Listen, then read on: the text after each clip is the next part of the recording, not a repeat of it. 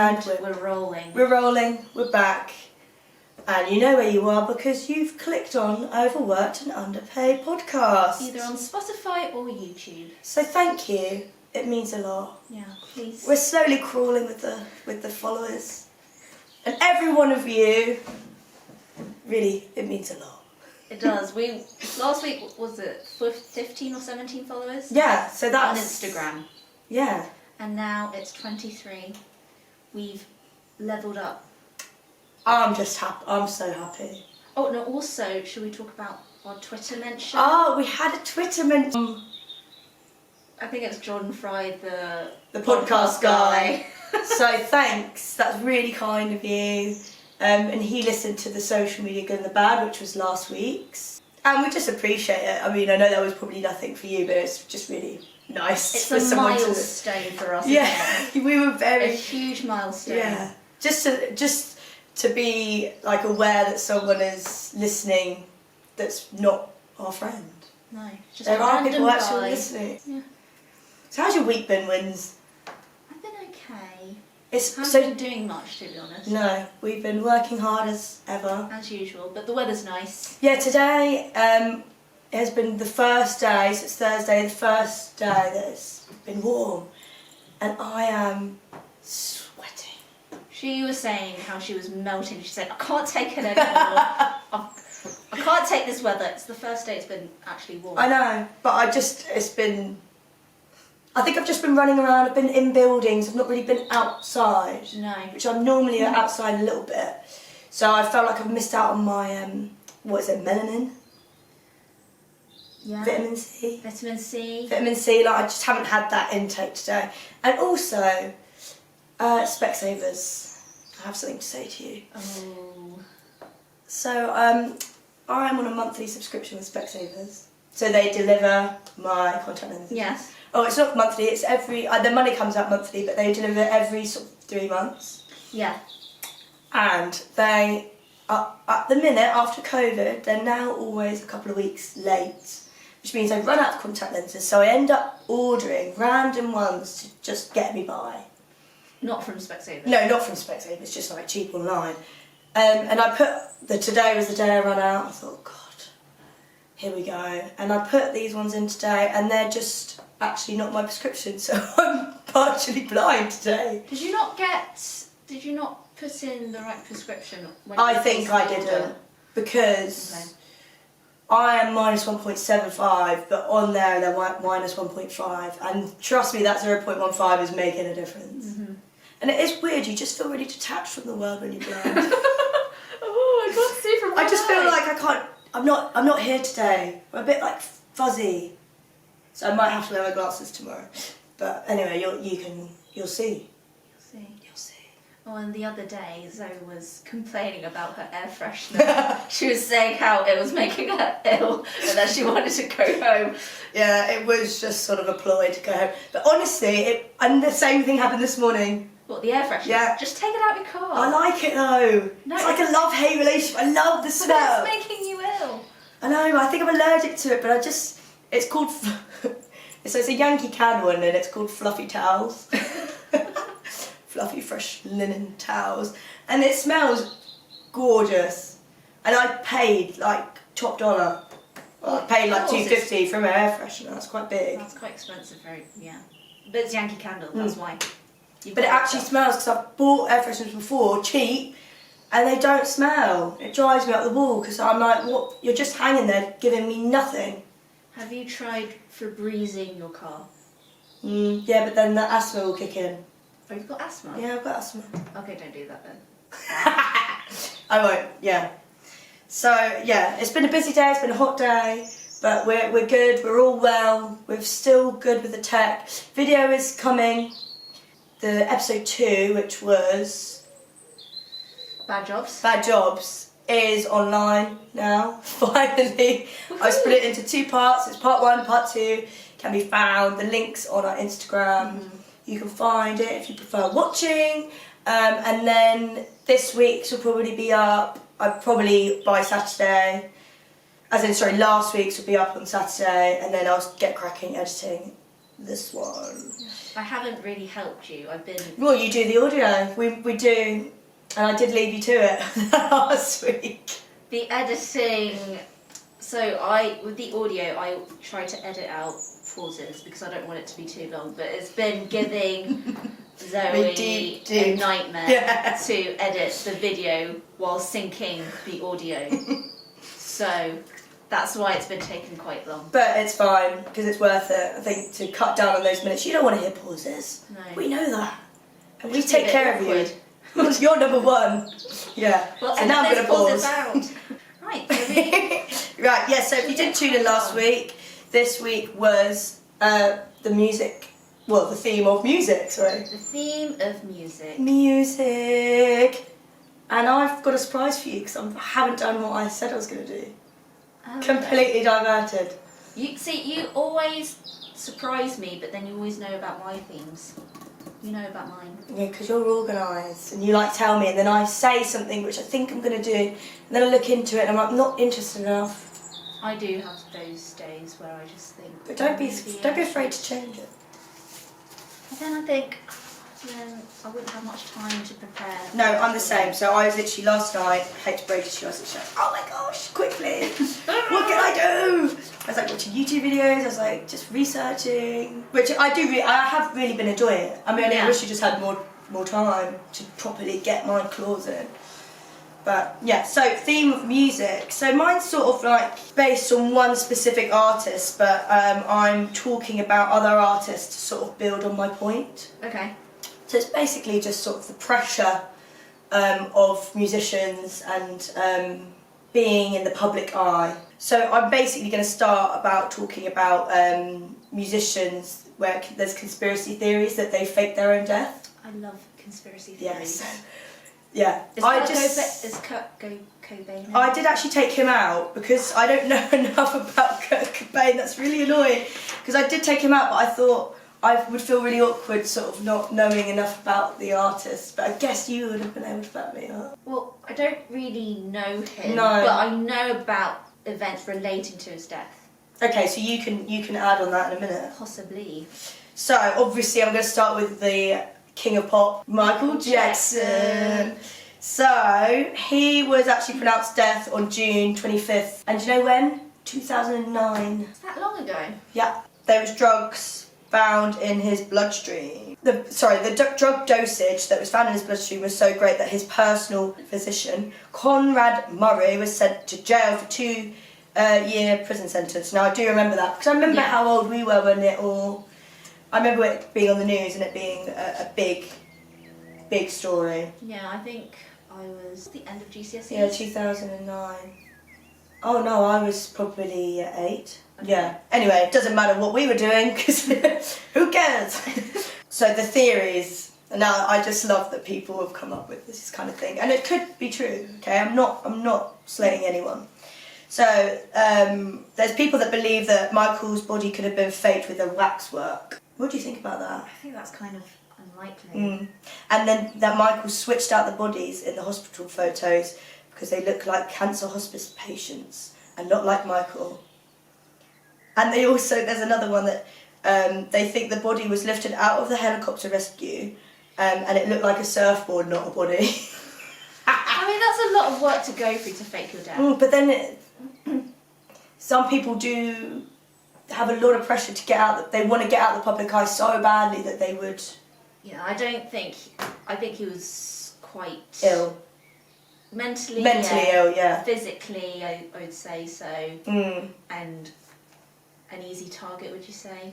Absolutely. He's just quite an odd he was strange, wasn't he? Very strange. But then and it's another story to go into Michael Jackson, but just his upbringing was just... It was awful. Yeah, awful. So I think a lot of people that have these issues, it derives from childhood, which is, So there was also, I don't know if you saw it, there was a video, it was a picture on Instagram that his daughter put up, and he looks like he's in the back seat of the car. He's facing towards the window, and it's like masks his face, and obviously his face is very, you would know his face. Distinctive. Yeah, very distinctive, that's the word. So you can see his sort of nose that he's changed, obviously he's quite flat, isn't it? and his sort of pale physique and the hat. But who knows? I mean, I'll put the picture on Instagram actually. I'd like to do that and see what people think. I mean, there's a lot of people that believe that was him. Yeah, so I'm not going to dwell on Michael Jackson. I'm just using him as to sort of build on my point. Yeah. Now this is interesting. Elvis Presley. So he died aged 42, 16th of August 1977 in Tennessee. And he claimed, he died of a heart attack caused by high blood pressure, glaucoma, and a large colon and liver damage, because obviously he was quite a heavy drinker. And he ate a lot. And loads of unhealthy foods. He was overweight and unable to do anything without assistance. He was also, keyly, heavily dosed up on codeine. But there's a theory that he was trying to escape the public eye because, this is very loose, but theorists speculate, thinking, so on his headstone, it was, his middle name was Aaron, and it was spelled Aaron. But he was better known as Aaron, Aron. So they say, why was it changed from this headstone? It's really weird. And also, supposedly suspicious is the fact that the day after Elvis's death, a man named John Burroughs, which was Elvis's usual alias for hotels, reportedly purchased a ticket to Buenos Aires. Don't know what happened to my voice there. Buenos Aires. Yeah. So, and then there's a video, and it's hilarious. I'd also like to put this link on the website of someone that they believe is Elvis now, and it's this old guy, right, who's wearing like an Elvis fan supporter top, which is fair. If you were trying to hide the fact that you were Elvis, you would do that. Yeah. So it was shared wildly online, and it depicts a man walking towards the camera and like flipping two fingers, and the shadow claims is a simple V-side to tell us he is alive. The guy looks really a lot younger than he would be now, which would be 81. Okay. And he wears merch. Elvis merch. Yeah, okay, and then another example, I'm going to use this as my last example before going on to my main artist, was actually Marilyn Monroe. So obviously you know about Marilyn Monroe's sort of affair with John F. Kennedy, sorry. And quite a few other Yes. So she was found dead on August 5th, 1962 in LA, having locked the door and taken an overdose of barbiturate pills. Well, so there's lots of conspiracy theories that she was murdered by the CIA to avoid the actress pushing Mrs. Kennedy out of her First Lady status, which I would... Have you watched Prison Break? No. No. If anyone's watched Prison Break, you will fully... It's like the government sort of trying to not let anything leak about people that are higher up in the government. So I could see where they're coming from with this, because she was quite a risque woman, wasn't she? Well, she's a very big icon. Empowering person, figure. So that's not so much that she faked her death, that more so that someone else faked her death.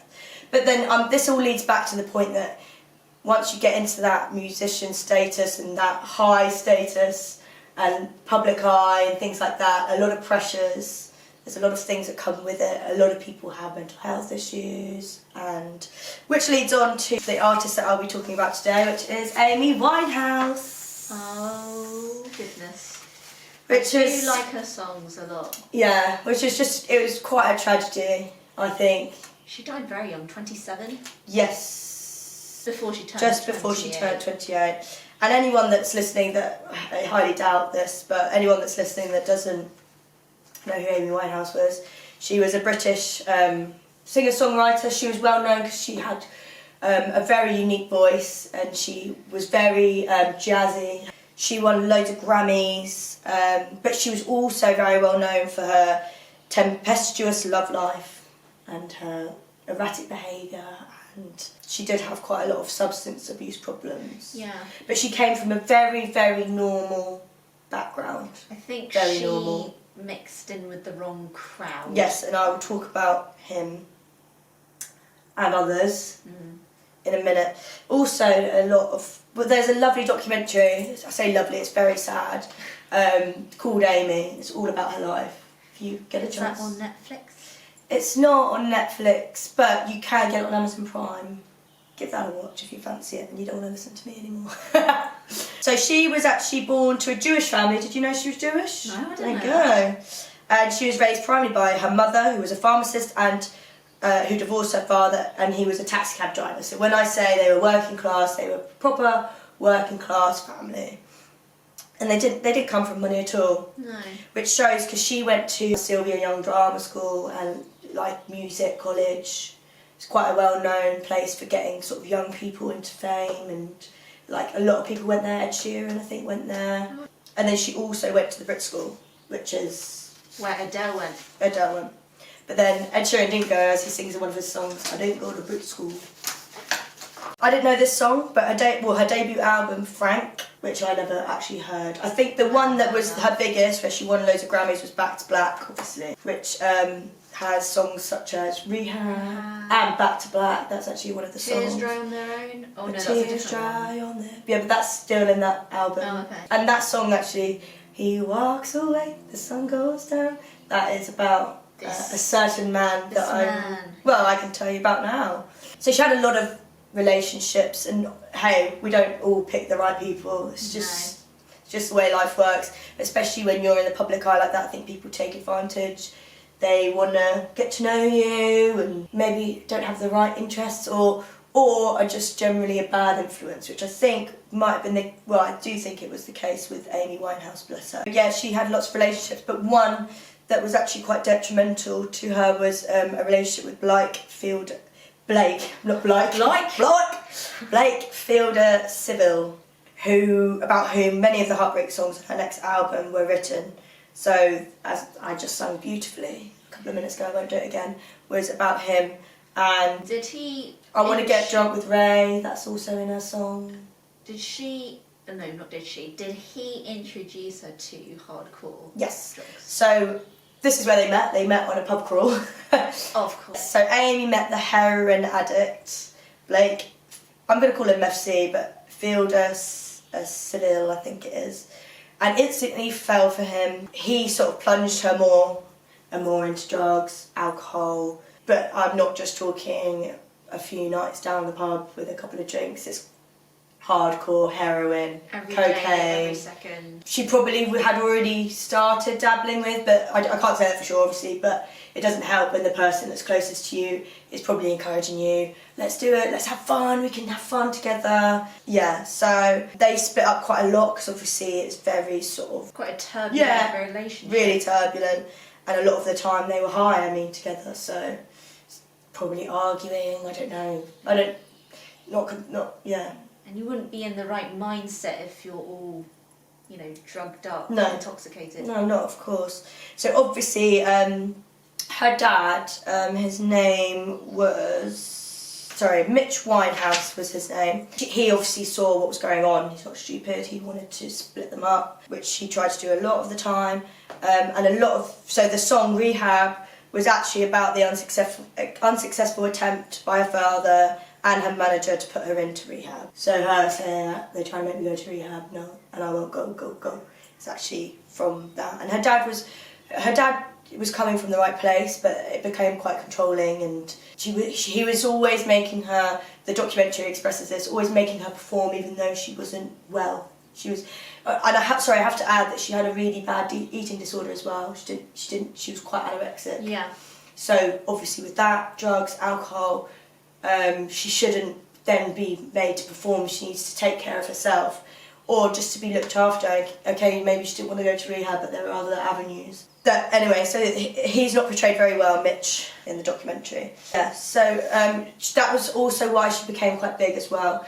And sorry, I forgot to mention, she's got obviously her beehive hair, her big black beehive hair. Her makeup was quite sort of rugged, thick eyeliner, winged, lipstick, heavy tattoos, and she was just so skinny and would wear these massive heels on stage. And just looking back at some of her, actually referred to the makeup as heavy Cleopatra style, which is, she was just so thin and with these big heels, and that's what she sort of became known as. You'd go, oh, did you see Amy Winehouse on the Grammys? She looked horrendous, she looked out of it. So yeah, it was kind of sad that was sort of how she also became known as. Mitch Winehouse felt that he was very misrepresented in the documentary, and negative aspects of Amy's life were receiving much more attention than the positive, which is fair enough, a fair comment. It does focus on how she became big, and it also focuses on just her family life. There's a lot of family clips. It's really nice, and it makes it even more tragic because she did just come from this normal place and got in working class environment and got thrown into fame very young and just didn't really know what to do with it. And a lot of people that don't know what to do with it and are young, they have all this money and they want to just have a good time and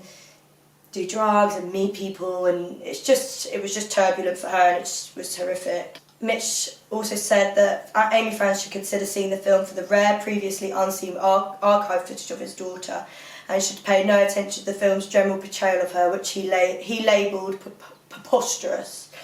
Even after the film was nominated for an Academy Award as the best documentary, Mitch Winehouse tweeted, 14th of Jan 2016, still hate the film though. Good old Mitch. Yeah. Ultimately, 18 months after Amy and Blake split, Blake knocked on Winehouse's door again. They got married, but the relationship was still not great. Then they got divorced, so it's just so back and forth, which is just horrific. On and off. On and off. Her career was concurrently stalling because she would appear on stage drunk and on drugs. Yeah, bouncing off of that, I saw a video of her performing. I don't know which, which gig it was, but she did not look well. No. She was slurring. She didn't know. She didn't remember the lyrics. Yeah. She looked. So this is where I think people in the film, you can see his dad and her dad just taking her to these performances. And there's one that she goes, "I just don't want to go, Dad," and got the manager to pick her up and put her in a cab and take her to a plane to go to this performance that she was just not ready to do. But because I think he was so wanting her career to go well, and it probably came from a place of love, but also just money, and it was just very toxic. And I know that the documentary could be biased or just maybe a misrepresentation, but as a loving parent, you wouldn't want to force your child into something that they don't want to do. But it seemed like she would get better, and she wouldn't go to rehab, but she had her father took her to an island, and she just was off everything basically. And then Blake would come back in, and then it would go back. So it was just like she couldn't win. July 23rd of July, it's American, 2011. Her bodyguard found her dead in her London apartment, and they say the cause of death was alcohol poisoning. I watched the autopsy report, the autopsy programme on it, which said that she had a mixture of cocaine and crack cocaine and paracetamols and alcohol, and she was actually lying on her front, which was suppressing her lungs. And if she'd actually maybe not lied on her front, she could actually still be here today. But then do you want her to carry on in this life? No, because it's just a constant battle of going on drugs, off drugs, but then going on alcohol, off alcohol. But just constantly, so you're going through that, and there's lots of people that go through that, but going through that and through the public eye, with everyone constantly watching, oh, is she going to be pissed today on stage? Oh, how's she doing? Where is she? And